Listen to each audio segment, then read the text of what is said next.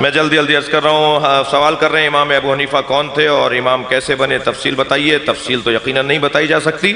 امام ابو حنیفہ مولا امام جعفر صادق علیہ السلام کے شاگرد ہیں۔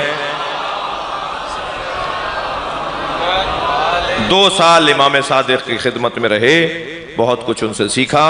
70 سال کی عمر میں کسی نے پوچھا آپ کی عمر کیا ہے، فرمانے لگے 2 سال کا ہوں۔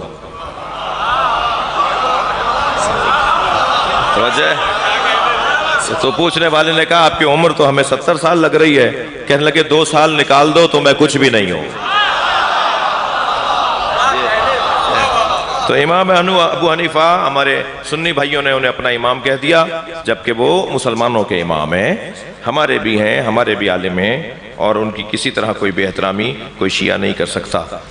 اہل حدیث برادر سے گفتگو و تکرار ہوئی، جس پر اس نے غیر اللہ کی نظر و نیاز کو حرام کہتے ہوئے سورہ نحل کی 115ویں آیت کا حوالہ دیا کہ تم پر صرف مردار اور خون اور سور کا گوشت اور نجس چیز اور اللہ کے سوا کسی اور کے نام کو پکار کے اگر ذبح کیا جائے جانور تو وہ حرام ہے۔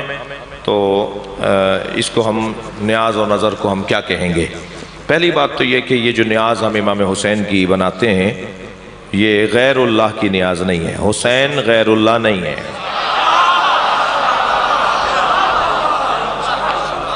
غیر اللہ نہیں ہے یعنی اللہ بھی نہیں ہے۔ یہ کس نے کہا کہ حسین غیر اللہ نہیں ہے یعنی میں نے اللہ بولا ہے؟ جی یہ طیب شہنشاہ نہیں ہے تو کیا مطلب ہے کہ دشمن ہے، مخالف ہے، غیر ہے، اپنا ہے بھائی۔ غیر اللہ یعنی اللہ کا مخالف، اللہ کا دشمن۔ غیر اللہ نمرود ہے، فرعون ہے، حامان ہے، شداد ہے، یزید ہے، معاویہ ہے۔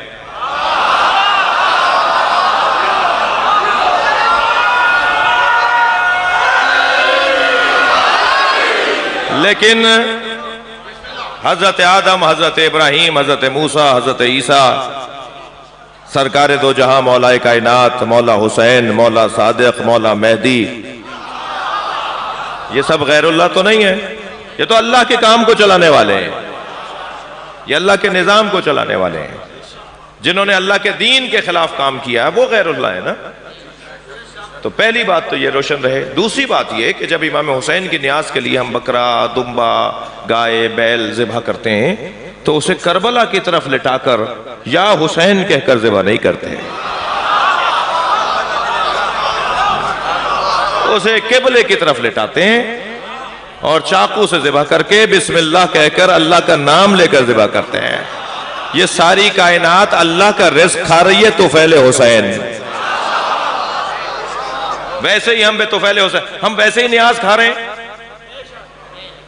یہ جو نہیں مانتے نا وہ بھی نیاز کھا رہے ہیں۔ جو نیاز کو نہیں مانتے خفا تو نہیں ہو رہے آپ؟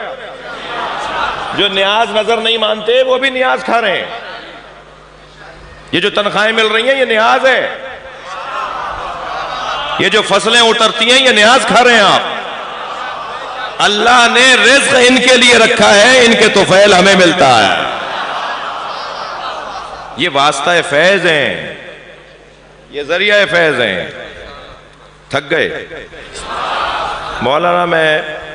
میرا آپ سے سوال ہے کہ نبی مکرم کے دور میں 5 اذانیں ہوتی تھی تو اب کیوں نہیں ہوتی؟ آیا مولا علی کے دور میں بھی 3 ہی اذانیں ہوتی تھی اور جو ظہرین اور مغربین ملا کے پڑھتے ہیں اس کے بارے میں جواب دیں۔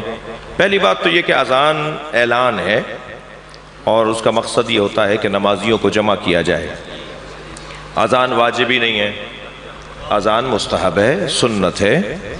اذان اگر لاؤڈ اسپیکر سے نہ بھی ہو تب بھی ہر نمازی کو اذان اور اقامت کہنا ثواب ہے۔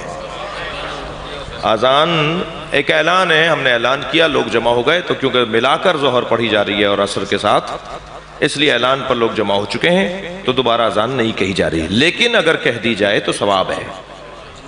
یعنی ہماری مسجدوں میں اگر عصر کی نماز کے لیے دوبارہ جب 10 منٹ بعد 15 منٹ کے بعد جب عصر کی نماز شروع کی جائے اور ایک دفعہ اذان اور کہہ دی جائے تو کوئی غلط نہیں ہے بلکہ ثواب ہے۔ تو کہیں اگر ایسا کوئی کرتا ہے تو کرے، ہم بھی ضد پر اترائیں عملی طور پر، اور ہمارے بھائی بھی بعض چیزوں میں ضد پر اترے ہوئے ہیں تو انہیں بھی ضد نہیں کرنی چاہیے بعض چیزوں میں، اور ہمیں بھی ضد نہیں کرنی چاہیے بعض چیزوں میں۔ تو ایک تو بات یہ ہے۔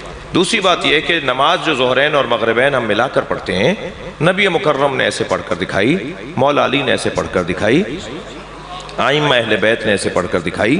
علیحدہ علیحدہ پڑھنے کا بھی صحیح ہے، ثواب ہے، صحیح ہے، اور ملا کے پڑھنا بھی صحیح ہے۔ تو امت کو آسانی میں رکھنے کے لیے سرکار نے فرمایا کہ میں نماز ملا کر پڑھ رہا ہوں، نہ کوئی بارش ہو رہی تھی، نہ کوئی طوفان تھا، نہ کوئی جنگ تھی، نہ کوئی سفر تھا، سرکار مدینہ منورہ میں ہی تھے، نماز ظہر پڑھی، دعا کروا کے فوراً اقامت کہنے لگے۔ صحابہ کرام نے سوال کیا، حضرت فرمایا عصر پڑھو، سب نے پڑھ لی۔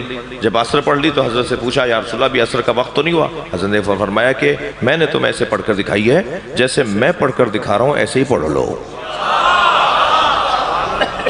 اور میں اپنی امت کو آسانی میں رکھنا چاہتا ہوں۔ لہٰذا یہ بات روشن ہے کہ نماز ہم ظہرین اور مغربین پڑھتے ہیں تو وہ نبی کی سنت کے مطابق پڑھتے ہیں۔ سوال ہے کہ نوحے میں اور نوحوں میں بی بی پاک کا نام لیتے ہیں، اور نوحے گلیوں میں اور بازاروں میں پڑھے جاتے ہیں۔ بعض ہمارے بھائی سنی بھائی فرما رہے ہیں کہ ماں بہنوں کے نام تو ہم گلی کوچوں میں نہیں لیتے، تو ہم بیویوں کے نام سڑکوں اور بازاروں میں کیوں لیتے ہیں؟ تو اس کا ایک موٹا سا جواب یہ ہے کہ قرآن مجید میں حضرت مریم کا نام آیا ہے، قرآن مجید میں اور بیویوں کے نام آئے ہیں، تو یہ لاؤڈ اسپیکروں پہ جو ہم پڑھتے ہیں قرآن کی تلاوت، یہ جو آپ سب کے سامنے بی بی مریم کا نام لیتے ہیں، تو بات قاعدے قانون کی تو ایک ہی دفعہ بنتی ہے۔ قاعدے قانون کے مطابق بی بی کا نام مائک پہ لینا، کسی بھی مقدس معصومہ کا نام مائک پہ لینا، اونچی آواز میں لینا، کوئی اور سن رہا ہو، وہ قرآن کے مطابق جائز ہے۔ دیکھنا یہ ہے کہ ہم جن بیویوں کے نام وہاں لیتے ہیں وہ توہین کے لیے لیتے ہیں یا ان کی مظلومیت کو عام کرنے کے لیے لیتے ہیں۔ نیت کا پوچھا جائے گا، نیت پوچھی جائے گی، نیت دیکھی جائے گی۔ یہ نام لینے والے کی نیت یہ ہے کہ کسی طرح بی بی کا نام مظلومیت کے طور پر دہرایا جائے تاکہ لوگ ان کی مظلومیت کی طرف توجہ کریں۔ نام لینا تو قرآن سے ثابت ہے کہ بیویوں کا نام قرآن نے لیا ہے، اور قرآن مائک پہ بھی پڑھا جاتا ہے، قرآن مکہ مدینے میں بھی پڑھا جاتا ہے، نامحرموں کے سامنے بھی، اور بازاروں اور کوچوں میں بھی آوازیں آتی ہیں، تو نام لینا قرآن کی روح سے ثابت ہے۔ سوال ہو رہا ہے کہ خاتون جنت کو فدق کس نے نہیں دیا اور اس کی دلیل کون سی کتاب میں ہے؟ فدق بی بی کو کس نے نہیں دیا؟ ظاہر ہے نبی کی رحلت کے بعد سرکار نے، بی بی نے اپنا مال، اپنا فدق مانگنے کے لیے دربار میں تشریف لے گئیں۔ حضرت نے خطبہ ارشاد فرمایا تو کہا گیا کہ گواہ لے کر آؤ کہ نبی نے تمہیں دیا ہے۔ بی بی اپنے ساتھ گواہ لے کر آئیں، کہا جی آپ کے گھر کے گواہیں قبول نہیں کیے جائیں گے، تو بی بی پھر تحریر لے آئیں نبی کی، اور بی بی کی تحریر جو بی بی کے پاس تھی اس کو قبول نہیں کیا گیا۔ ہم نے 40 کتابوں کے حوالے دیے ہیں، اپنے بھائیوں کی 40 کتابیں۔ ڈاکٹر طاہر القادری صاحب نے اعتراض کیا تھا کہ شیعہ جھوٹ بولتے ہیں، ایسا کچھ نہیں ہوا، تو ہم نے انہیں جواب دینے کے لیے ان کی 40 کتابیں کھول کھول کے دکھائیں۔ یہ آپ کی کتاب ہے، صفحہ نمبر دیکھ لیجئے، کہاں سے چھپی ہوئی ہے یہ دیکھ لیجئے۔ 40 کتاب سوشل میڈیا پہ میرا کلپ موجود ہے 34 منٹ کا، وہ آپ لوگ جنہوں نے نہیں دیکھا ہے وہ دیکھ لیں۔ ہم نے اسی مسئلے کے اوپر ڈاکٹر صاحب کو جواب دیا، اور اب وہ 40 کتابوں کے عکس فوٹو، یعنی یہ نہیں ہو کہ ہم نے کوئی تبدیلی کر دی، اس کی عکس لے کر وہ ہم نے کتاب کی شکل میں بھی چھاپ دی ہے اہل علم کو دینے کے لیے کہ بی بی کے ساتھ کیا ہوا۔ میں اس سے زیادہ تفصیل میں نہیں جا رہا۔ سوال کر رہے ہیں کہ ماتم کیوں کیا جاتا ہے اور قرآن میں ماتم کس جگہ لکھا ہوا ہے؟ ماتم عزیزان گرامی اظہار غم ہے اور مظلوم کی مظلومیت کا پرچار ہے۔ پہلے تو ہمیں سمجھنے کی ضرورت ہے، شیعت کو سمجھنے کی ضرورت ہے۔ شیعت ایک تحریک کا نام ہے مظلوموں کی حمایت میں، مظلوم کی حمایت کی تحریک کو شیعت کہا جاتا ہے، اور اس کو 4 چاند لگائے حضرت مختار نے، اور وہ تحریک آج تک چلی آ رہی ہے، اور جب تک چلی آئے گی جب تک کہ مظلوم کے گنبد پر سرخ پرچم لگا ہوا ہے۔